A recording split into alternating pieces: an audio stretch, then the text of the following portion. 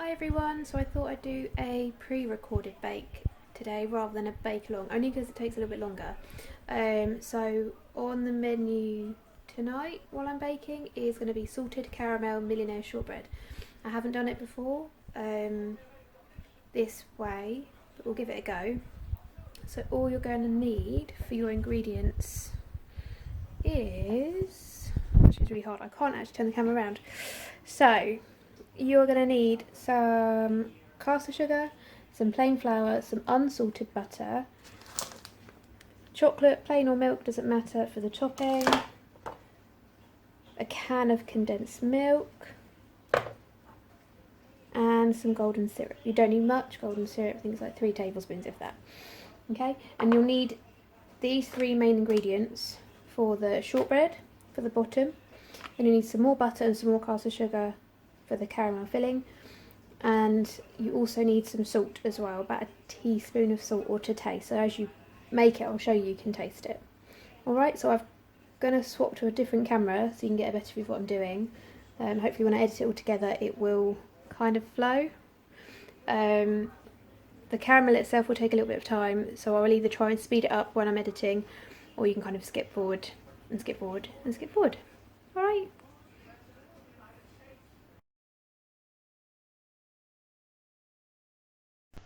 Okay, so the first thing you want to do is, in your bowl, put 185 grams of butter, slightly softened, not as cold as when we did the shortbread in our last live bake. And then to it, I'm going to add 75 grams of caster sugar. Okay. And then either with a wooden spoon or if you've got a mixer, you're going to want to cream it together until it's sort of light and fluffy. Now I have got a mixer,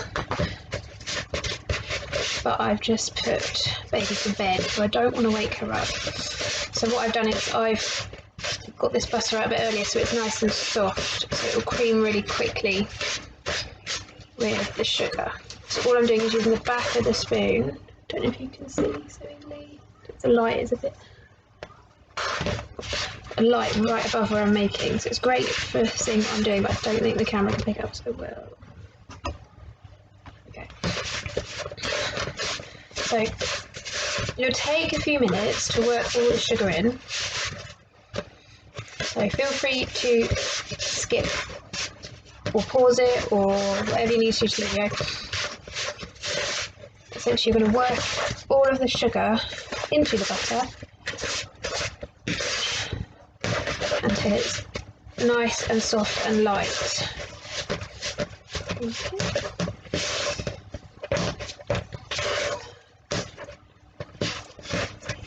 As you see, I've got like one nice big blob. That's still really too hard. So this is where you're going to have to use some elbow grease. As I said, if you've got like a little electric whisk or a hand mixer or a big mixer, it's probably a lot quicker to use it. If you've got children having a go, get them to have a stir, save your arms.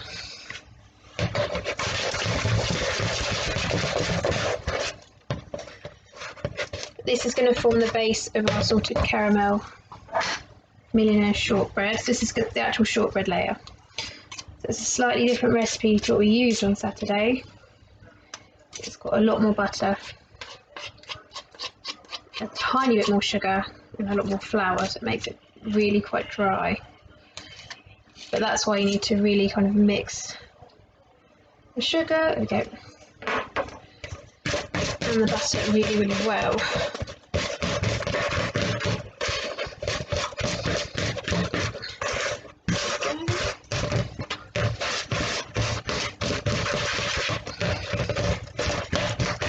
And the more you beat it, the lighter it will become. Now I've used quite a big bowl just so I don't get a load of mess over the side. So I'm going to have to scrape down the sides of my bowl in a minute with my spoon or my spatula. It's easier.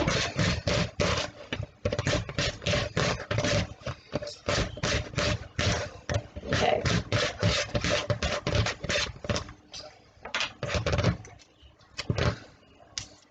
Make sure as well that you scrape everything off of your spoon if you've hand mixed it. If you're using a whisk, scrape that off because you'll find there'll be unmixed butter and unmixed sugar lingering as well. Just make sure it's all evenly mixed through.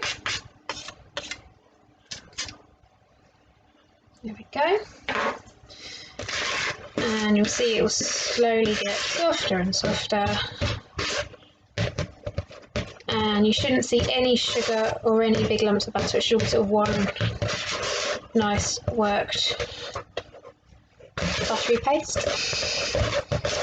We're getting there. Okay. So before I add my flour, I'm going to just preheat my oven. My oven has a quick heat function, so it won't take as long. But you want your oven set to 180, but if you've got a fan oven like me, it's 160. I'm just going to go and do that, and I'll be right back.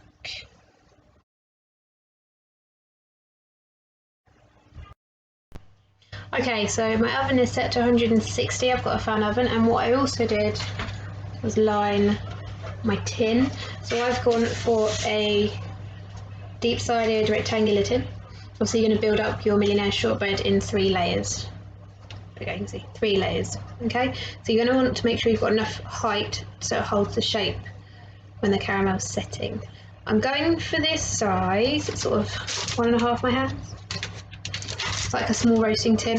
I haven't made it before, so this might be too big. So we'll see how we go. Alright. So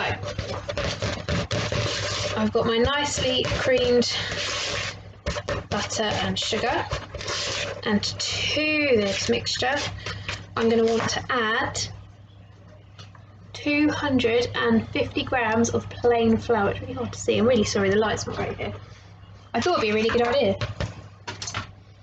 but you can't see very well. It's okay, you'll be able to see in a minute.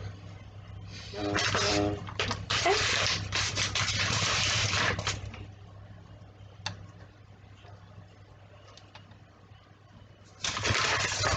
Good. Right, 250 grams of plain flour. This is where it will start to resemble the shortbread.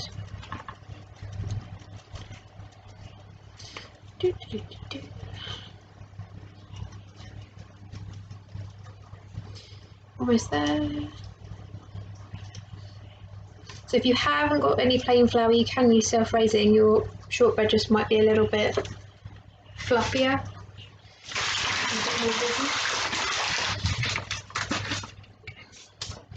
It's okay.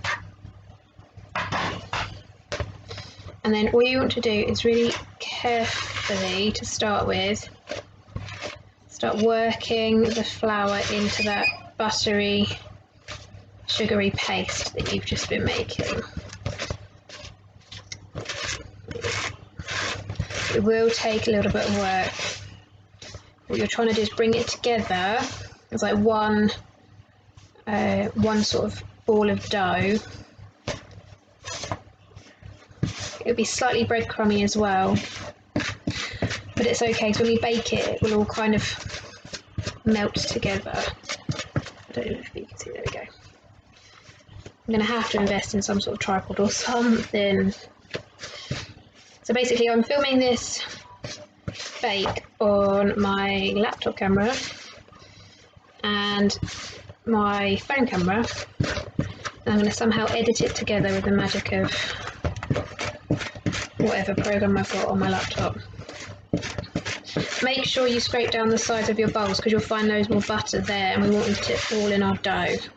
Just use the back of your wooden spoon, I don't know if you can see, just to press the flour into the paste. And it will get harder and harder and harder. And when it starts to get to this sort of big buttery breadcrumby stage, I'm going to actually switch out and I'm going to use my hands just because it's quicker and easier. Okay.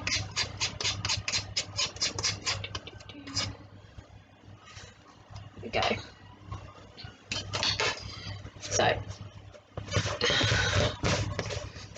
I'm going to use the back of my hand first of all just to put a bit of pressure. That's it. You can see it's already coming together into a bit of a dough. The heat from my hand as well will help just to soften the butter a little bit more. We don't want it melted, but we don't want it super hard. This is a different shortbread mixture to what I posted up earlier in the week. I use the back of my hand as well. It does mean it saves my hands getting too messy. There we go. So that's the kind of stage where we're at. Don't know if you can see. Very quickly. My hands are clean, I promise. They are washed, ready for this. Okay. So all I'm going to do, actually clean my hands.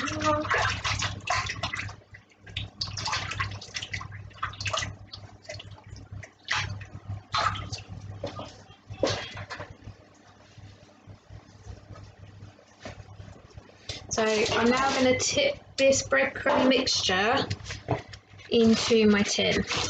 It doesn't matter that it hasn't all come together in a dough, because I'm not looking to cut it out or make shapes with it like we did in our previous mix.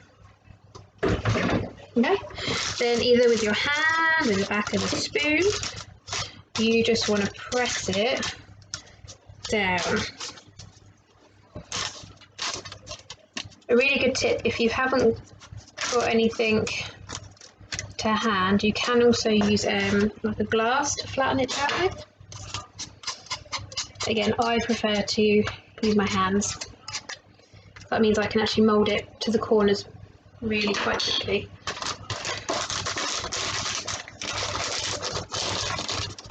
And it means I can also make sure it's nice and flat. I can kind of level it out a bit easier. So this is a really, really basic shortbread tray bake recipe base. I've got a really good recipe for some lemon bars, which basically uses the same recipe again. And it starts off with a shortbread biscuit base. And then you have to make like a lemon curd cake topper to go on top, which is really nice. So if I remember, I'll add that to my list of bakes to share with you guys. There are a couple of bakes I'm not going to share with you because they are my signature bakes. And for the minute, I'm going to hold on to those recipes. But all I've done is I've pressed it right to the edges. I've tried to get it as flat as possible. There we go. And basically any sort of crummy bits that were loose, I have just flattened it in. It won't be a perfectly flat bottom, but this is the layer that the caramel is going to sit on, so it does matter. As long as it's even, because what we want is an even bake. We don't want like a mountain of biscuit and then a little bit, otherwise it won't bake nicely. Okay, so that's pretty much done. I'm going to pop this in my oven. My oven is 160 because it's a fan oven. It's 180 if you've just got the normal electric. Check for a conversion to gas. And that's going to go in there for 20 to 25 minutes. What I want is a nice kind of even golden brown top. Okay, I'll pop this in the oven and I'll be back. Okay, so I've just put my shortbread into my oven. That's in there for 20 to 25 minutes. While it's cooking, I'm going to make a start on the caramel. It's going to take a little bit of time. Really straightforward. You basically bung everything in the saucepan. So what you're going to need in your saucepan is a bit more sugar. So another 75 grams of caster sugar. Very quickly pour that in. Slightly too much. It's always good to have a spoon handy in case you put too much in. There we go. And to that, I'm also going to add another 185 grams of unsalted butter.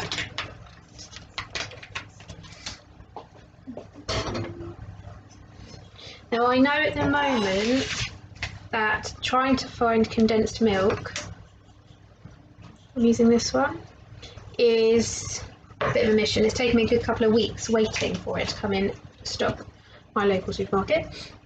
I know you can buy tins of pre-made caramel by Nestle. That's fine. If you want to use that instead of making your own, go for it, if it saves you a bit of a headache trying to find the ingredients. I'm not 100% sure. I think you probably just pour it on top. I don't think you have to do any pre-cooking on the hob or anything like that with it. But obviously if you wanted it salted, you might want to heat it up slightly, add the salt, and then let it cool down, just so you get the salt mixed through nice and evenly. Not quite that much. There we go, perfect. So, 75 grams of caster sugar, 185 grams of butter. Then I'm going to add, let's do this one first, a whole tin of condensed milk. These are still really old fashioned, I need a tin opener. This is going to be super sticky. There we go.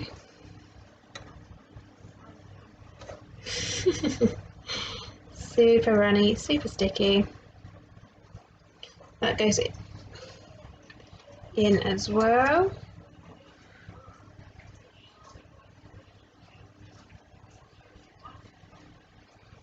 Don't worry, I will show you what this looks like in a minute. Make sure you scrape out as much as you can.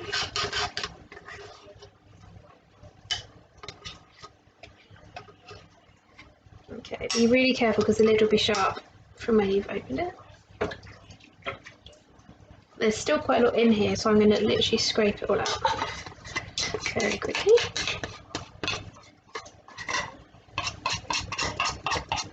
There we go. So this is for your kind of buttery caramel middle. There's that.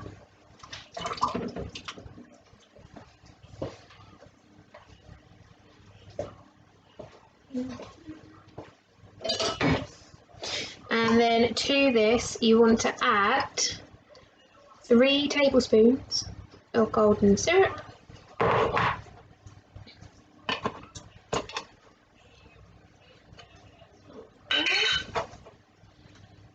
I'm hoping I've got enough golden syrup for my bake on Saturday actually. Should do. So I've got really old fashioned tablespoons. If you've got an actual measuring tablespoon, use that. And top tip, if you want to make it really quick to measure out, if you've got a kettle and you've just boiled it, put some hot water in a bowl, dunk your spoon in that hot water for a few minutes before you do this, and then you'll find it'll glide through the golden syrup really quickly and you'll get a really accurate measurement. I'm not being too accurate with this, I just want it nice and syrupy and golden. That's one. Obviously I'm trying as best I can is to get a level tablespoon. Okay. Really hard with this camera. There we go. That's 2-ish. These are bigger tablespoons, I think, than a standard tablespoon. It's a traditional tablespoon. And I'll get one more. Not quite a whole one for this one because they are bigger spoons. Okay. So, what I've done is, in here, I don't know if you can see, you've got your condensed milk, some butter, golden syrup, and then our caster sugars right at the bottom. I'm just going to put this on the hob and probably have to swap cameras. Alright, just so you can see what's going on. Okay, so I've just swapped to my phone. Let me move Baba out of the way. We've gone to sleep. So in here, I'm going to turn the heat down a little bit because I don't want too hot. I've got my butter, don't know if you can see the sugar there, condensed milk, golden syrup. My 2 tablespoons I've used, I'm just leaving in here for the minute because as this mixture gets hot, it will be melting it off the spoon so I keep everything in. Now what I need to do is mix everything, which is really tricky one-handed. But I'm holding a phone and some spoons, so I apologise for the camera work in advance. But basically you want to get everything moving, because we don't want it, there we go, see, bad camera work, we don't want it to stick on the bottom. So let me just sort my spoons out, bear with me. So as this gets heat in it, it gets easier to mix. So what we really want is a lower heat slightly, is this butter to melt first, and then we're basically going to kind of raise the temperature enough to turn this into our caramel. It'll be quite a fudgy caramel, but if you don't keep stirring it, then the sugar will burn on the bottom of the pan. You'll get loads of little black flecks in your caramel, and it's basically burnt sugar, and it won't taste as good. I have not added the salt yet, so if you wanted to make this without the salt, keep doing everything I've done so far. We only add the salt in when the caramel was kind of made.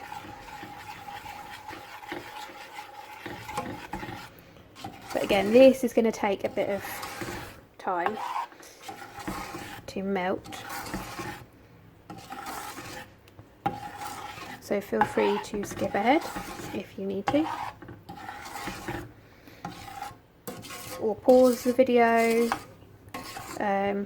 melt yours, come back to it. But all I'm doing is moving this around constantly so it doesn't stick, doesn't burn, doesn't catch. My track record with caramel is a bit up and down, so I'm making sure that I definitely keep this going. You'll see the butter's slowly melting. What I'll do is I can turn the heat up slightly. Now it's melting, and it's easier to stir. I can turn the heat up.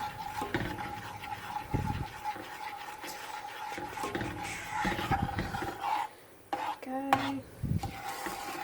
Make sure periodically you just go around the edge as well, because you'll find there'll be sugar, golden syrup, butter, whatever on the sides, and then you just keep stirring. Now I've got about 5 minutes on my biscuit base before I'll come out the oven.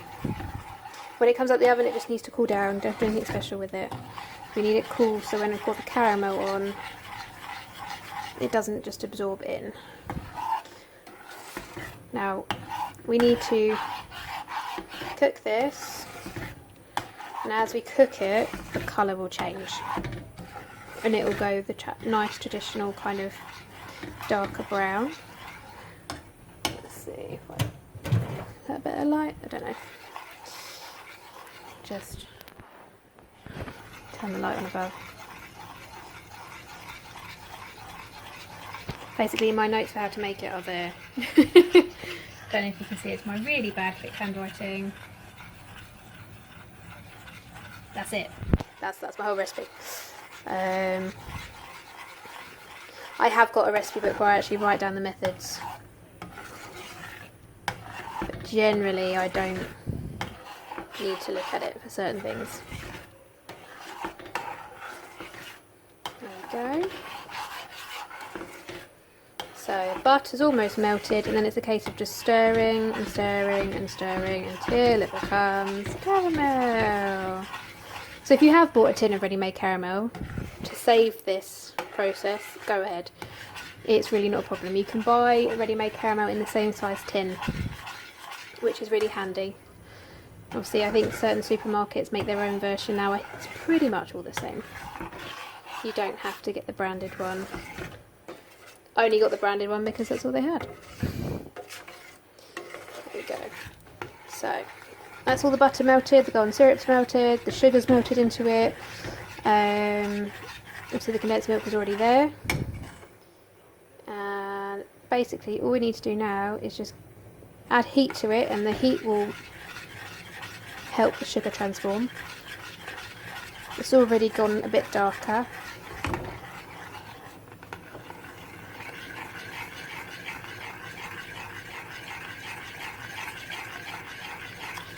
this is the part which takes the longest. Please don't be impatient with it though and whack up the heat, because you'll find then that's when your sugar catches and burns. And we don't want that.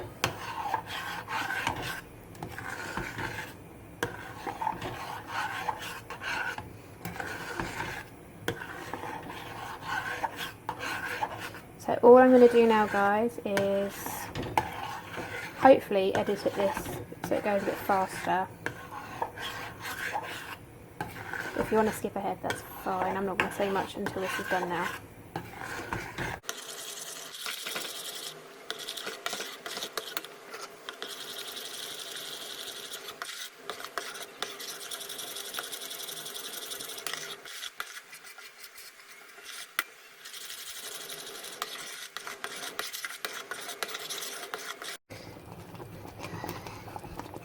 You want it to boil, but you need to keep stirring it. And then as you do that, the colour will slowly start to change. It's getting darker and darker. Okay, you want to boil it for about 5 to 7 minutes. And it will go kind of like the nice dark golden caramel colour. Okay, so this has now got a really nice dark caramel colour. So now that's done, we can turn the heat off. If you don't want salted caramel, don't do this next step. If you do want salted caramel, add this in. Okay, so all I've done is I've got just standard sea salt. Ours is like a grinder one. And you're going to want to put about a teaspoon of that into your caramel. Add it a little bit at a time, mix it and taste it. Be warned, it's going to be really, really, really super hot. So you're going to want to let it cool down before you taste it on the spoon. Okay? So I've just ground my salt on top. And I'm giving it a really, really big stir. What I really want is to make sure it's all the way through before I taste it. What you don't want is any sort of pockets of no salty flavour and then a big mouthful of sea salt.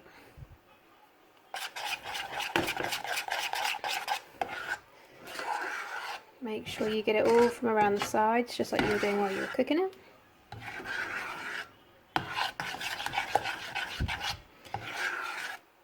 And then you're going to want to do a little taste.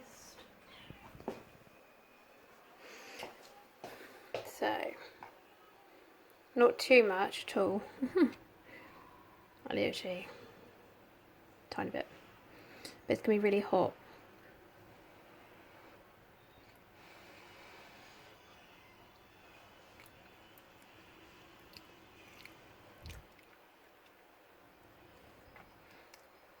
So if it's salty enough for you, great, you can move on to the next step. If not, just repeat it, add a bit more and taste, okay?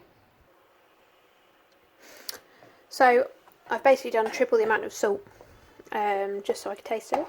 So make sure you taste yours, okay? Don't just add a little bit, think it's enough. Well, it depends how salty you like your salted caramel. So this is now, I don't know if you can see, it's gone really thick. Basically I can swirl patterns on the surface. My camera skills are really bad, I apologise. And they're sort of staying there for longer than 5 seconds, 5 to 8 seconds. So you're kind of looking for the consistency of really soft fudge. Obviously as this cools down it will get thicker and thicker and thicker. Okay, so we now need to add it to our biscuit base. So here's our biscuit base that I've just got out of the oven. It's really hard to see in this light, but basically it's gone sort of a nice even colour over the top. It's all one piece.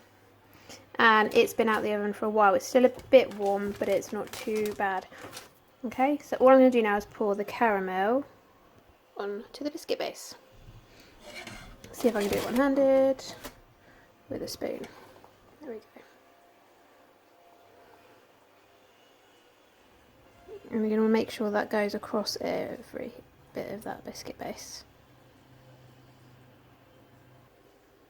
Okay, so I've just poured the caramel on top, spread out with the spoon right into the corners, you can see. Now we need to let this cool. The next layer we add is the chocolate, but if we add the chocolate layer while this is still too hot, then it's just never going to set, it's going to melt. So I'm going to leave this now to cool for at least an hour. Alright, while it's cooling though, I can do a big clean up. Okay, so I've left the salted caramel for the best part of an hour. It's still shiny, but it's cold enough to touch. See, it's quite solid now. You can kind of make some little indents when you press on it, but it doesn't move when I tip it. And in all fairness, it's not hot at all. So I'm going to make the chocolate top, which is the easiest part. So I've just got a bar of chocolate, 200 grams. I've gone for milk chocolate. So I've gone for slightly saltier caramel. So hopefully this should just balance out the flavour. Dark chocolate's nice and salted caramel as well. If you're not confident in melting chocolate over heat directly, put it in a heat-proof bowl over boiling water. I just do it this way because it's quicker.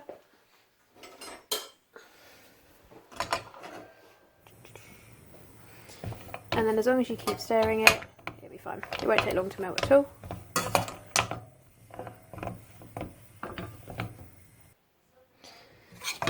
Okay, so that chocolate is pretty much melted. Just a few little bits that will go as I stir it. And then I just have to pour it on top of that. Let me just get a sponge. There we go.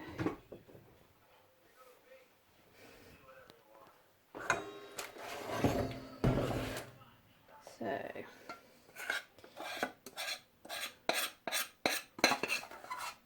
let's just put that in. Right, I haven't finished with the saucepan, I'm just going to scrape the spoon first.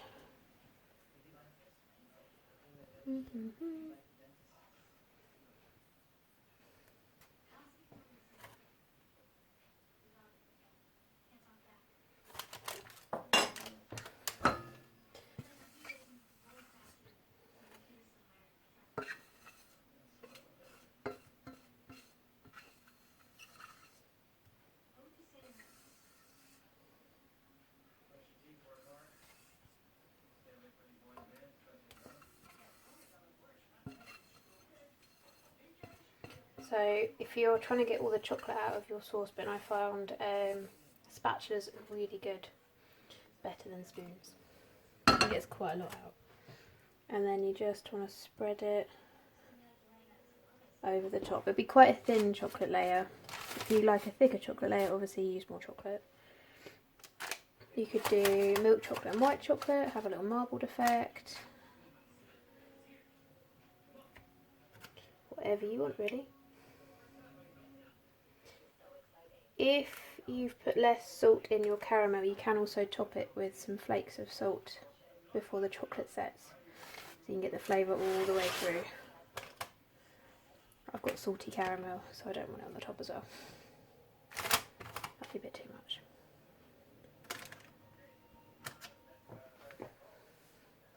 You have to work quickly, but not too fast. Caramel's still warm enough, this isn't setting that much.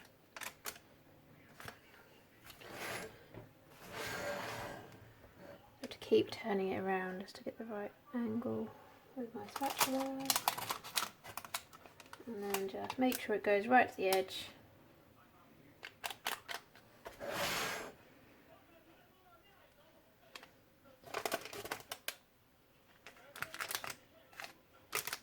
All the way around.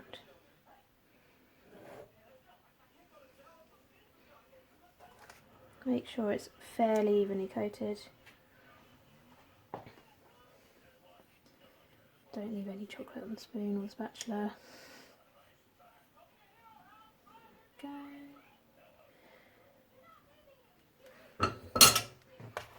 And then if you don't want anything on the top, you can give it a light shake and it will just level out itself. Like that. And then you're going to leave it to set completely, which may be overnight. Pop it in the fridge to speed it up. Then you can cut it up. It stores really well in an airtight container for up to a week. If you want to try freezing it, let me know, that'd be great.